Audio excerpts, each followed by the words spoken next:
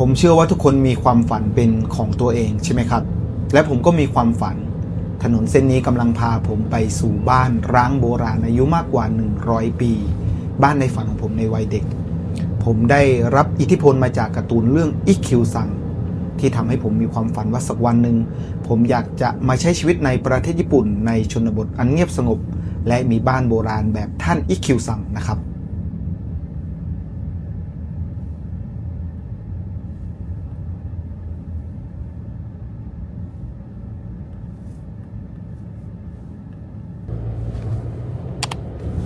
สวัสดีครับผมทักจากทักสตอรี่นะตอนนี้ผมกำลัง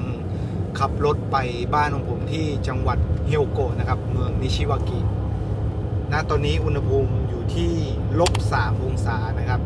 ก็มีหิมะตกลงมาเล็กน้อยนะถือว่ายังไม่เยอะเท่าไหร่นะครับการเดินทางก็ถือว่ายังสะดวกอยู่นะครับแต่ถ้าตกมาจนล้นถนนเนี่ยคงจะขับรถลำบากนะท่านผู้ชมหิมะก็มีทั้งข้อดีแล้วก็ข้อเสียนะข้อดีก็น่าจะมีอยู่ข้อเดียวหรือเปล่าสวยงาม ข้อเสียก็เยอะครับถ้าเราต้องใช้ชีวิตอยู่กับหิมะทุกๆวันเนี่ยมันเป็นอะไรที่ลำบากนะครับโดยเฉพาะการเดินทางและตอนนี้ทั่วโลกโดยเฉพาะที่อเมริกาแล้วก็ยุโรปโซนรัสเซียเนี่ยหิมะก็ตกเยอะกว่าทุกปีนะครับแต่วันนี้เดี๋ยวผมจะขับรถไปรีโนเวทบ้านนะครับวันอาทิตย์ท่ามกลางหิมะตกหรือเปล่าไม่แน่ใจนะที่เมืองนิชิวากิตอนนี้ผมยังอยู่ในโซนของเมืองซันดานะฮะซันดาก็อยู่ในจังหวัดเทียวโกะเช่นเดียวกันนะครับเดี๋ยวดูหิมะครับตากล้องแพนดูหิมะหน่อยครับก็เริ่มตกลงมาค่อนข้างเยอะแล้วนะฮะสำหรับหิมะแต่ว่ายังไม่มีเกาะตามพื้นถนนนะครับสัปดาห์นี้ที่ประเทศญี่ปุ่นเขาบอกว่าอุณหภูมิ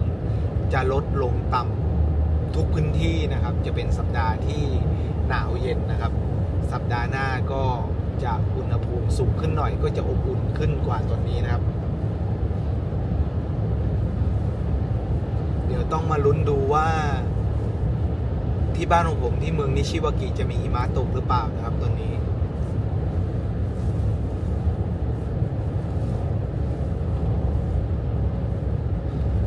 สำหรับท่านใดที่กำลังจะเดินทางมาท่องเที่ยวที่ประเทศญี่ปุ่นชั่วโมงนี้ก็คงจะได้ดื่มด่ำกับความหนาวเย็นนะครับแล้วก็ได้ชื่นชมความสวยงามของหิมะที่ประเทศของเราไม่มีนะครับย้ำอีกรอบหนึ่งไม่มีดีละ เพราะว่าถ้ามีเนี่ยชีวิตลำบากแน่นอนนะครับ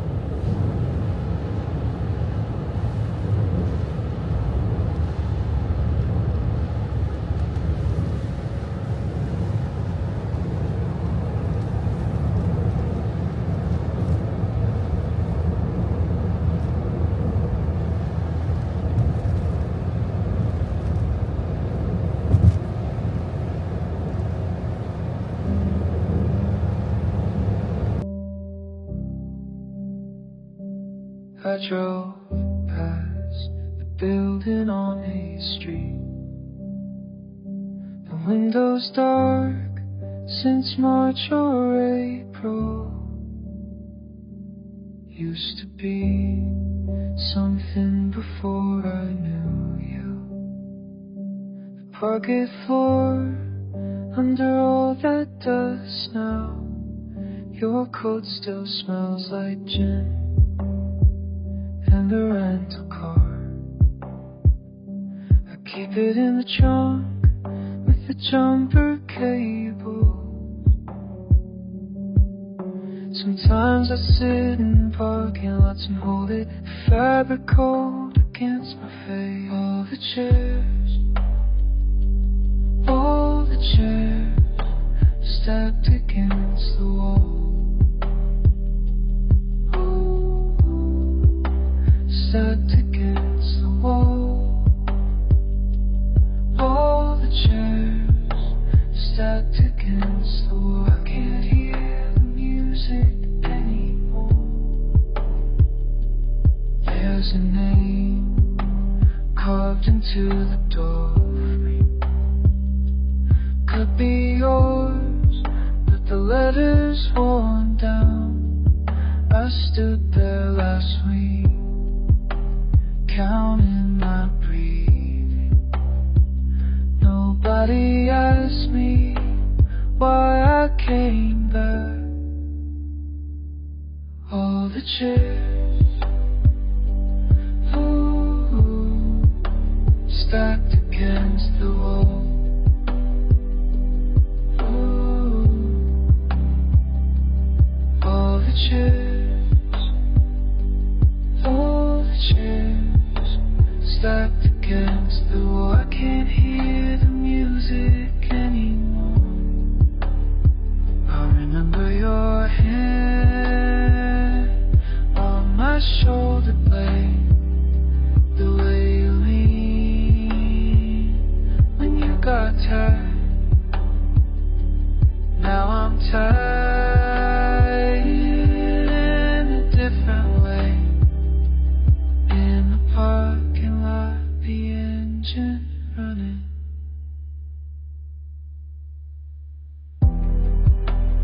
Building on each street, the windows dark, the floor under all that dust, stacked against the wall.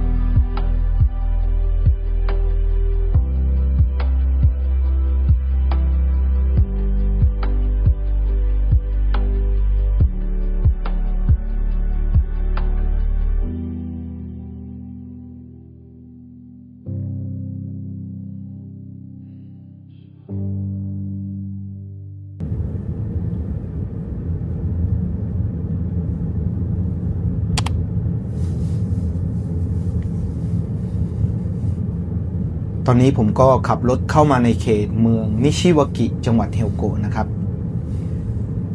ตรงจุดนี้ก็ถือว่ามีหิมะตกค่อนข้างจะเยอะเลยทีเดียวนะครับการขับรถในช่วงเวลาที่มีหิมะตกแล้วก็มีน้ำแข็งเกาะถนนเราจะต้องใช้รถที่มียางรถสำหรับการขับบนท้องถนนที่มีหิมะนะครับเพราะว่าเขาจะสามารถเกาะท้องถนนได้ดีกว่ายางรถทั่วไปดังนั้นการขับรถในช่วงฤดูหนาวเนี่ยจึงเป็นสิ่งที่เราจะต้องเรียนรู้นะครับถ้าไม่มีประสบการณ์ในการใช้รถใช้ถนนในช่วงฤดูหนาวเนี่ยผมไม่แนะนำให้ไปขับนะครับยางรถเป็นสิ่งที่จำเป็นอย่างมากนะสำหรับการใช้ในฤดูหนาวนะถ้าเป็นยางรถทั่วไปเนี่ยรถก็จะลื่นนะยางรถจะไม่เกาะท้องถนนเวลาคุณขับไปเนี่ยโอกาสที่จะเกิดอุบัติเหตุนั้นมีสูงนะครับผมเคยมีประสบการณ์ในการเดินทางไปท่องเที่ยวในเขตที่มีหิมะตกหนักนะครับก่อนที่จะเข้าเขตที่มีหิมะตกหนักก็จะมีเจ้าหน้าที่คอยตรวจสอบยางรถยนต์นะครับว่าเราใช้ยางรถได้ถูกต้องตามสถานการณ์หรือเปล่านะครับถ้ายางรถของเราเป็นยางรถปกติทั่วไปเนี่ยเขาก็จะให้เรากลับนะไม่สามารถที่จะเดินทางเข้าไปในพื้นที่ที่มีหิมะตกได้นะครับถ้าตรงจุดไหนที่มีหิมะตกหนักมากเนี่ยเราก็ต้องใช้โซ่ด้วยนะสำหรับการขับในช่วงเวลาที่มีหิมะตกหนักแล้วก็มีหิมะหนานะครับแต่ที่เมืองนิชิวากิก็ไม่จำเป็นต้องใช้โซ่นะครับแค่ใช้ยางรถ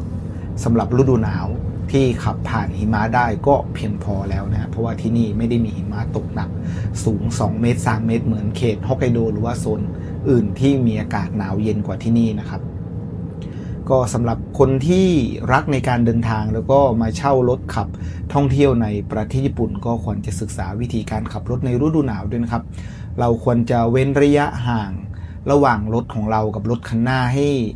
มากกว่าปกตินะครับเพราะว่าถ้าเราเบรกกระทันหันเนี่ยรถเราอาจจะลื่นถลายไปชนรถคันหน้าได้นะครับดังนั้นเราต้องใช้รถใช้ถนนต้องมีสตินะครับต้องมีสติตลอดเวลาไม่สามารถเบรกกระทันหันได้นะครับต้องค่อยๆเบรกแล้วก็ชะลอความเร็วของรถลงนะครับดังนั้นระยะห่างระหว่างรถจึงเป็นเรื่องสำคัญมากในการขับรถในช่วงฤดูหนาวนะครับ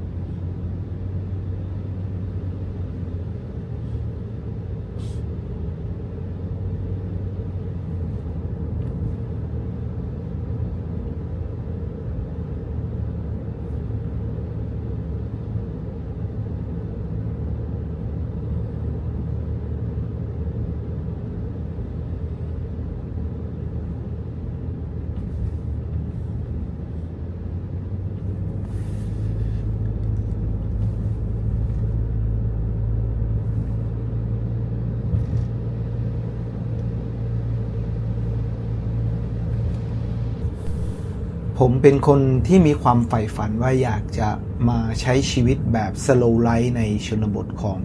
ประเทศญี่ปุ่นนะครับเริ่มต้นการเดินทางมาทำงานที่ประเทศญี่ปุ่นนะครับแต่ว่าความฝันมันก็เริ่มเลือนลางไปเพราะว่าการทำงานที่ญี่ปุ่นนั้นมันไม่ได้ง่ายนะยิ่งเป็นเจ้าของธุรกิจเองก็ยิ่งเป็นเรื่องที่ยากลำบากมากนะครับที่จะวิ่งตามหาความฝันของเราได้นะครับจนล่วงเลยผ่านมา10 กว่าปีความฝันที่ผมเคยฝันเอาไว้ตั้งแต่เด็กๆถูกพับใส่กระเป๋าเอาไว้และตอนนี้มันก็ได้กลับมาเป็นจริงเพราะว่าผมนำมาปัดฝุ่นแล้วก็เริ่มไล่ล่าฝันอีกครั้งหนึ่งผมไม่รู้ว่าปลายทางมันอยู่ไกลแค่ไหนนะครับแต่ผมรู้ว่าวันนี้ผมยังไม่หยุดเดินยังไม่หยุดที่จะไล่ล่าความฝันของผมสำหรับบ้านร้างโบราณอายุมากกว่า100 ปีเนี่ยการรีโนเวทต้องใช้เงินเยอะมากนะมากกว่าบ้านทั่วไปนะครับที่ไม่ใช่เป็นบ้านโบราณเพราะว่าระบบต่างๆของบ้านนั้นเป็นระบบเก่าตั้งแต่100 กว่าปีที่ผ่านมานะครับต้องบอกว่างบประมาณในการใช้จ่ายค่าใช้จ่ายที่ต้องลงทุนกับบ้านหลังนี้สูงมากนะครับหลายครั้งที่ผมถามตัวเองว่าผมคิดถูกหรือเปล่าที่มาซื้อบ้านหลังนี้เกิดความท้อแท้เกิดความไม่แน่ใจว่านี่มันเป็นความฝันที่ผมต้องการมันจริงๆหรือเปล่านะครับจนกระทั่งช่วงเวลาที่ยากลำบากมันผ่านไปณตอนนี้บ้านในฝันของผมมันได้เปลี่ยนไปมากนะตั้งแต่ EP แรกจนถึง EP ณตอนนี้นะมันเปลี่ยนไปเยอะนะครับความฝันมันเริ่มชัดเจนขึ้นนะครับก็ทำให้ผมมีกำลังใจที่จะก้าวเดินต่อไปสำหรับท่านใดที่กำลังรับชมคลิปนี้อยู่ผมก็อยากจะส่งกำลังใจไปให้ทุกคนนะครับถ้าท่านมีความฝันก็อย่าเพิ่งทิ้งมันไปนะครับหลายๆความฝันมันอาจจะรอวันที่จะเติบโตและกลายเป็นจริงได้นะครับแต่ชีวิตคนเรามันก็ปฏิเสธไม่ได้ว่าหลายๆความฝันนั้นมันก็เป็นเพียงได้แค่ความฝันใช่ไหมครับดังนั้นเราต้องฝันในสิ่งที่เราสามารถทำได้และเป็นไปได้นะครับมันถึงจะมีโอกาสที่จะทำฝันให้เป็นจริงนะครับสำหรับผมการซื้อบ้านเก่าอายุมากกว่า100 ปีมารีโนเวทเนี่ยมันก็ไม่ได้ไกลเกินฝันนะครับเพราะว่าผมใช้ชีวิตอยู่ประเทศญี่ปุ่นและตอนนี้ผมก็มีความพร้อมด้านการเงินและเวลาก็จะพยายามทำให้ดีที่สุดนะครับถึงแม้ว่ามันจะเหนื่อยและท้อบ้างในบางเวลาแต่นี่คือชีวิตใช่ไหมครับชีวิตคนเรามันก็ต้องมีทั้งสุขแล้วก็ทุกข์มีวันที่เหนื่อยมีวันที่ไม่เหนื่อยใช่ไหมครับแต่เหนือกว่าสิ่งอื่นใดการไล่ล่าความฝันและได้ทำความฝันของตัวเองนั้นมันเป็นสิ่งที่ทำให้เรามีความสุขอย่างที่สุดอยู่แล้วครับถึงแม้ว่าระหว่างทางเราจะต้องพบเจอกับอุปสรรคมากมายใช่ไหมครับแต่ปลายทางมันเป็นปลายทางที่สวยงามรอผมอยู่ละผมบอกตัวเองแบบนี้เสมอนะครับผมไม่ได้คาดหวังว่าบ้านหลังนี้จะเป็นธุรกิจที่สามารถทำเงินให้ผมไม่ได้คาดหวังว่าผมจะประสบความสำเร็จในการทำโรงแรมบ้านเช่าหรือว่าโฮมสเตย์นะครับสิ่งหนึ่งที่ผมพยายามทำบ้านหลังนี้ให้ดีที่สุดก็คือมันคือความฝันของผมและถ้าวันหนึ่งมีผู้คนอยากจะมาท่องเที่ยวที่นี่อยากจะมาสัมผัสบ้านในฝันของผมก็อยากจะแบ่งปันให้ทุกคนได้มาท่องเที่ยวแล้วก็สัมผัสความฝันในวัยเด็กของผมที่ผมสามารถทำให้เป็นจริงในประเทศญี่ปุ่นใช่ไหมครับนั่นอาจจะเป็นคำตอบที่ดีที่สุดสำหรับผมเพราะว่าความสุขถ้าเราได้แบ่งปันให้คนอื่นได้สัมผัสมันก็คือความสุขที่ยิ่งใหญ่ใช่ไหมครับการเดินทางมาครั้งนี้ผมก็ได้สัมผัสกับบรรยากาศที่หนาวเย็นนะครับมีหิมะตกซึ่งผมก็ไม่คิดว่าที่นี่จะมีหิมะตกเยอะขนาดนี้นะครับเพราะว่าก่อนหน้านั้นผมก็ได้สอบถามผู้คนที่อาศัยอยู่ในเมืองนี้เขาก็บอกว่ามีตกเล็กน้อยอะไรเงี้ยแต่คำว่าเล็กน้อยของพวกเขามันอาจจะเล็กน้อยในมุมมองของเขาใช่ไหมครับแต่สำหรับผมมองแล้วมันไม่ได้เล็กน้อยเลยสำหรับหิมะที่ตกที่นี่นะครับแต่มันก็อาจจะเป็นเรื่องที่ดีใช่ไหมครับสำหรับนักท่องเที่ยวชาวไทยหรือว่าท่านผู้ชมที่เดินทางมาท่องเที่ยวที่นี่ก็จะได้สัมผัสกับบรรยากาศในฤดูหนาวที่มีหิมะตกด้วยนะครับ แต่ถ้าปีไหนหิมะตกน้อยหรือว่าเมืองนิชิวากิแห่งนี้อบอุ่นไม่มีหิมะตกก็ไม่เป็นไรนะครับผมยังมีบ้านร้างโบราณอายุมากกว่า100ปีอีก1หลังนะครับรอผมไปฟื้นคืนชีพให้เขากลับมามีลมหายใจอีกครั้งที่จังหวัดโตโตรินะครับบ้านหลังนั้นผมก็ได้ซื้อเป็นที่เรียบร้อยแล้วแต่ยังไม่มีโอกาสได้ไปรีวิวนะครับต้องมุ่งมั่นทำบ้านหลังนี้ให้เสร็จก่อนนะครับต้องทำเป็นขั้นเป็นตอนไปเพราะว่าผมมีงานประจำสามารถเดินทางมาทำงานที่บ้านหลังนี้ได้เฉพาะในช่วงวันหยุดนะครับแต่ตัวนี้ผมกำลังวางแผนนะครับวางแผนที่จะโยกย้ายพนักงานแล้วก็นำครูมวยขึ้นมาอีก2คนนะครับเพื่อที่ผมจะได้มีเวลาในการทุ่มเทรีโนเวทบ้านหลังนี้ให้เสร็จนะครับเพราะว่าผมไม่ต้องการให้มันยืดเยื้อนะถ้าเราใช้เวลาในการรีโนเวทยืดเยื้อเนี่ยค่าใช้จ่ายมันก็จะเพิ่มขึ้นนะครับไม่ว่าจะเป็นค่าน้ำมันรถค่าทางด่วนค่าการเดินทางค่ากินที่เราจะต้องเดินทางมาที่นี่มันมีค่าใช้จ่ายทั้งหมดนะครับแผนการของผมปีนี้แน่นอนนะครับชัดเจนมากคือจะต้องรีโนเวทบ้านหลังนี้ให้เสร็จถ้าเสร็จแล้วก็อยากจะไปทำบ้านที่จังหวัดโตโตริให้เสร็จเช่นเดียวกันนะครับแล้วก็บ้านอีก2หลังที่บนยอดดอยที่มีสวนลูกพับอยู่นะครับแต่ผมก็ไม่รู้ว่าผมจะทำตามเป้าได้หรือเปล่าแต่แน่นอนบ้านหลังนี้ยังไงก็ต้องทำให้เสร็จนะครับ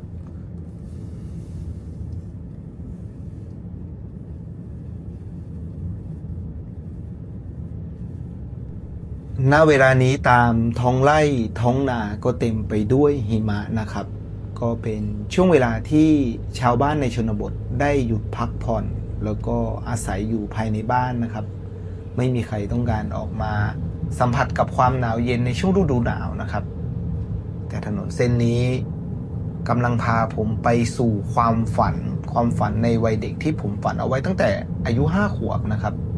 ผมได้รับอิทธิพลมาจากการ์ตูนเรื่องอิคิวซังนะครับเนนน้อยเจ้าปัญญาก็มีอยู่หลายๆฉากที่ท่านอิคิวซังเดินทางไปพบท่านโชกุนหรือว่าชินนามอนซังหรือว่าเดินทางไปยังสถานที่ต่างๆนะครับผมก็ได้เห็นบ้านโบราณของชาวญี่ปุ่นเห็นแล้วรู้สึกแบบมันสวยงามอยากจะมีบ้านแบบนี้สักหลังหนึ่งโดยเฉพาะในฉากที่หลวงพ่อพระอาจารย์ของท่านอิคิวซังนั่งจิบชาแล้วมองออกมาด้านนอกของตัววัดมีหิมะโปรยลงมาโอ้โหมันเป็นช่วงเวลาที่สวยงามมากผมก็ได้มีความฝันเลยว่าสักวันหนึ่งอยากจะมีบ้านแบบนี้อยากจะไปนั่งจิบชาร้อนๆและมองหิมะตกลงมานะครับผมฝันแล้วผมลงมือทำแต่ตอนนั้นนะบอกได้เลยว่าผมไม่คิดหรอกว่าความฝันของผมจะเป็นจริงนะเพราะว่าผมอายุแค่5 ขวบก็ฝันไปตามเรื่องตามราวของวัยเด็กแต่สุดท้ายแล้วโชคชะตาก็นำพานะครับนำพาผมมาที่เมืองนิชิวากิจังหวัดเฮลโกะและผมก็ค้นพบความฝันของผมที่เมืองแห่งนี้นะครับในหมู่บ้านเล็กๆอันเงียบสงบที่เต็มไปด้วยบ้านโบราณอายุมากกว่า100 ปีเนี่ยหลายหลังนะครับสำหรับคลิปต่อไปเนี่ยผมก็จะพาทุกคนเดินรีวิวนะครับหมู่บ้านแห่งนี้เพื่อให้ทุกคนได้สัมผัสบรรยากาศอันเงียบสงบและความสวยงามของหิมะนะครับ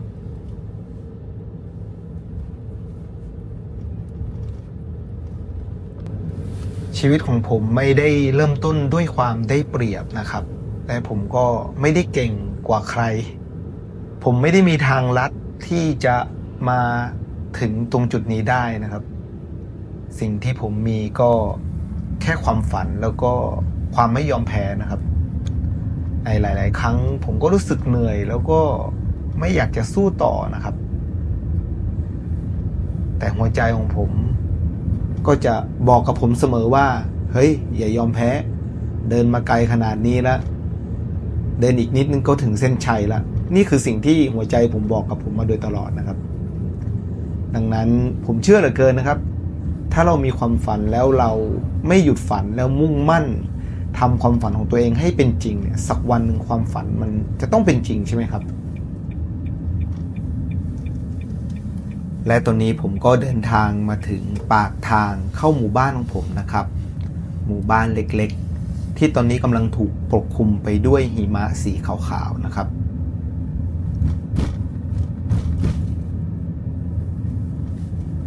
นี่คือหมู่บ้าน ที่ทำให้ความฝันของผมเป็นจริงนะครับท่านผู้ชมหมู่บ้านที่ผมตามหามาตลอดทั้งชีวิตด้วยความหวังและความฝันที่ไม่เคยยอมแพ้นะครับและหลังจากนี้ไปผมก็หวังว่าทุกคนนั้นจะคอยเป็นกำลังใจให้ผมต่อไปผมก็จะไม่มีวันยอมแพ้เช่นเดียวกันนะครับ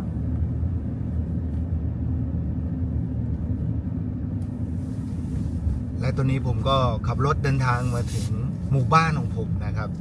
ก็ถูกปกคลุมไปด้วยหิมะเล็กน้อยนะครับก็ไม่ได้มากเท่าไหร่นะเดี๋ยววันนี้เราคงต้องทำงานท่ามกลางหิมะนะครับท่านผู้ชม